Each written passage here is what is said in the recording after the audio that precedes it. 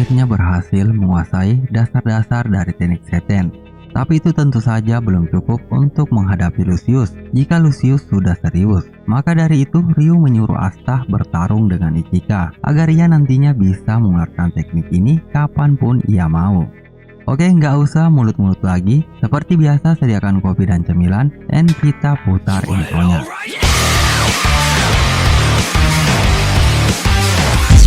Nah, selama pertarungan ini Asta sudah beberapa kali menghindari serangan Ichika. Tapi di mana Asta terlihat lengah, disitulah akhirnya Ichika berhasil mengenai Asta. Jadi dengan begini Asta pun meyakini kalau teknik seten memang hebat, karena walaupun Asta sudah memakai Devil Unionnya, hanya dengan satu serangan dari Ichika bisa membuat Asta mulai kehilangan kesadaran. Tapi Asta menolak untuk menyerah karena ia ingin tahu lebih banyak soal teknik ini. Ia pun bangkit kembali. Namun Ichika yang mengetahui kondisi tubuh Asta seketika itu menggaplek kepala Asta dan membuat Asta pingsan sembari memaki-maki Asta. Nah, di saat Asta sudah tidak sadarkan diri, Ryu kemudian menghampiri Ichika, menanyakan kepada Ichika apakah tindakannya ini tidak berlebihan kepada Asta. Tapi Ichika mengelak karena menurutnya pertarungan seperti ini sudah benar, dan bahkan menyatakan kepada Ryu kalau Asta membuat dirinya kesal. Tapi menurut pandangan Ryu tentang pertarungan ini, kalau Asta masih punya potensi yang bisa dikembangkan, karena di negeri ini hanya beberapa orang saja yang bisa menerima serangan serius dari Ichika dan masih bisa sadar.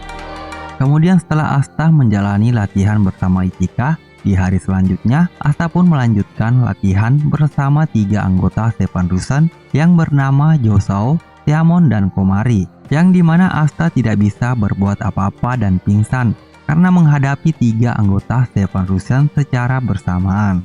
Nah, seperti apa yang Ryu katakan kepada mereka bertiga, Josao, Tiamon, dan Komari lalu menyambut kedatangan Asta di negeri matahari.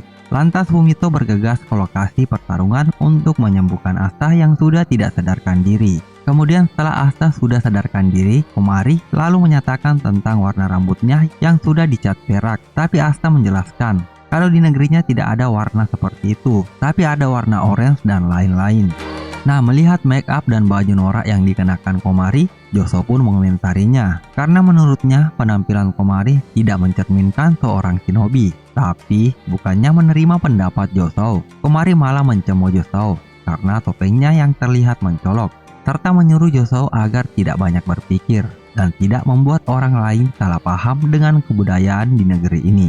Lantas Komari pun beranggapan kalau yang kurang dari negerinya ini adalah semangat. Jadi dengan mengubah penampilannya ini, Komari pun akan membuat semua orang menjadi semangat. Maka dengan ini Shemon pun sependapat dengan Komari karena ia bisa terus melihat pakaian seksi seperti itu.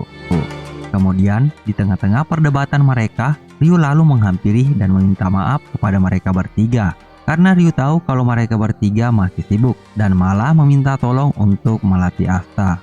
Nah, ketiga anggota Seven Rusen tidak mempermasalahkan itu dan mereka bertiga pun melanjutkan latihannya lagi bersama Asta. Namun rupanya Asta lagi-lagi dihajar habis-habisan oleh ketiga Seven Rusen.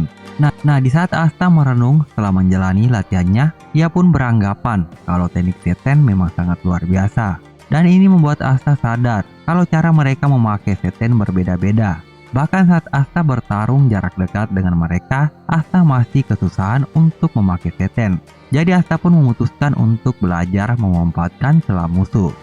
Nah, sembari memikirkan teman-temannya di kerajaan Clover dan memandangi langit yang sangat berawan di negeri matahari, Ichika tiba-tiba muncul di hadapan Asta. Nah, mereka berdua lalu berbincang-bincang tentang umur mereka, yang dimana umur Ichika terlampau 6 tahun dari Asta. Tapi Asta mengira kalau Ichika sebaya dengannya, karena Ichika masih terlihat awet muda. Nah, sebenarnya Ichika menemui Asta di sini itu ternyata bukan atas kemauannya, tapi karena Ryu yang meminta dia untuk menjaga Asta. Ichika juga lalu memberitahu Asta kalau sebenarnya Ryu sangat sibuk dikarenakan administrasi negeri ini tidak stabil, dan menjelaskan kalau Ryu bisa melihat masa depan dengan menggunakan Tengetsu yang ada di mata kanannya untuk memimpin negeri ini. Nah, mendengar apa yang baru dikatakan Ichika, Asta pun merasa iba karena apa yang dialami Ryu itu terlalu berat sebelah. Tapi Ichika sebaliknya, ia tidak merasa itu membebani Ryu Justru malah itu sangat luar biasa, karena Ryu bisa menyatukan negeri matahari, walaupun Ryu tidak punya Yoryoku dan hanya memakai penglihatannya. Nah, Ichika kemudian lalu memberitahu Asta lagi, kalau Ryu meminta dia untuk melatih Asta. Walaupun Ichika tidak suka dengan Asta, tapi ia tetap melakukannya. Dan bukan karena Ryu adalah shogun di negeri ini, melainkan karena Ryu pernah menyelamatkannya. Nah, mengingat Kapten Yami dan merasa mereka berdua sama-sama hebat, Asta juga memberitahukan kepada Ichika kalau ki mereka berdua sama-sama mirip, dan ia juga berhutang besar pada Yami karena dia adalah orang yang pertama kali mengakui mimpi Asta. Asta lalu menyatakan kepada Ichika kalau kakaknya adalah kebanggaan bagi para anggota Banteng Hitam, walaupun sifat Yami kurang baik. Tapi bukannya Ichika senang Asta menceritakan kakaknya itu. Ia malah menyuruh Asta untuk berhenti membicarakan kakaknya. Nah, seketika itu Asta mempertanyakan kenapa Ichika tidak tertarik soal kakaknya itu. Lalu membicarakan bagaimana Yami bisa terdampar di kerajaan Clover. Mendengar itu dari Asta lagi, raut wajah Ichika seketika itu berubah marah dan mengatakan kalau semua cerita Yami itu adalah omong kosong. Bahkan Ichika sekali lagi menyatakan di depan Asta secara tegas kalau Yami adalah pria yang paling brengsek, dan Ichika tidak mau Asta menceritakan apapun lagi soal Yami. Nah, mendengar pernyataan Ichika barusan membuat Asta mempertanyakannya. Namun, sebelum Asta menyelesaikan semuanya, Ichika langsung memotong pembicaraan kalau Yami sudah membunuh seluruh klannya. Kemudian Ichika lalu menceritakan kepada Asta tentang klannya, bahwa mereka adalah keturunan langsung dari grup yang terkenal bernama Kijin. Leluhur kami membuat nama ini pada saat bertarung di berbagai peperangan di masa lalu. Dan klan mereka dipercayakan melindungi negeri matahari, terutama provinsi yang dipimpin oleh keluarga Ryudo. Bahkan menurut legenda, provinsi ini adalah tempat di mana naga berkepala 5 mengamuk, yang kemudian ditenangkan oleh Dewi Surgawi. Dikarenakan Yoryoku, naga berkepala 5 terserap ke laut, warna laut di sini menjadi hitam. Maka dengan kejadian ini, para pendahulu kami menyatakan kalau distorsi ruang dan waktu menghubungkan provinsi ini ke neraka.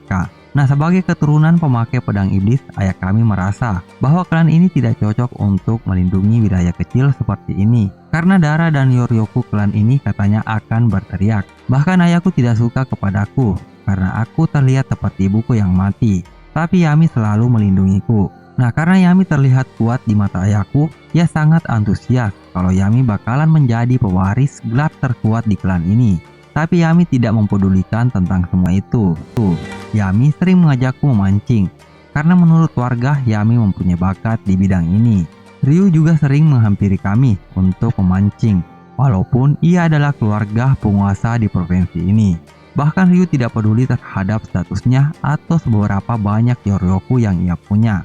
Tapi Ryu memiliki cita-cita, yaitu membuat orang di negeri ini bisa hidup dan tertawa bersama. Lantas Yami juga menyukai impian Ryu itu. Nah, aku juga pernah berpikiran sama. Namun pada kenyataannya semua itu salah. Karena Yami sama seperti ayahku dan bahkan lebih kijin daripada ayahku. Nah, kejadian itu terjadi pada saat Yami berusia 13 tahun. Ia membunuh ayahku dan seluruh klannya sendiri. Lalu dia meninggalkan negeri ini dan kabur untuk hidup di negeri lain. Maka dengan ceritanya tadi, Ichika merasa kalau Asta salah atas kepercayaan dia terhadap Yami. Karena itulah ia sangat membenci Asta yang terus membicarakan Yami di depannya. Namun, di sini Asta merasa bahwa cerita Ichika tadi pasti ada kesalahan dan meyakini kalau Yami yang ia kenal tidak bakalan melakukan hal sekeji itu. Dan bahkan, walaupun Ichika adalah adik Kapten Yami, Asta tetap menolak untuk mempercayai cerita Ichika. Nah, seketika itu terjadi perdebatan antara mereka berdua. Ichika lalu merasa marah karena Asta tidak mempercayai ceritanya itu. Dan bahkan walaupun Ichika sudah mengatakan kalau ia melihat kejadian itu di mata kepalanya sendiri, Asta pun masih menolak untuk mempercayainya. Maka dengan perdebatan mereka berdua, lantas saja Ichika menyuruh Asta untuk menunjukkan kekuatan yang sudah dilatih Yami kepadanya di dalam latihannya ini. Ia bakalan menggunakan seluruh kekuatannya. Dan dia juga tidak peduli sama sekali walaupun Asta mati dalam latihan ini. Nah guys, sampai di sini dulu, jadi tetap pantau channel ini. Jangan lupa subscribe, like, and share video ini jika kalian kepengen menunggu cerita dari seri anime Black Clover lainnya. Salam AILT.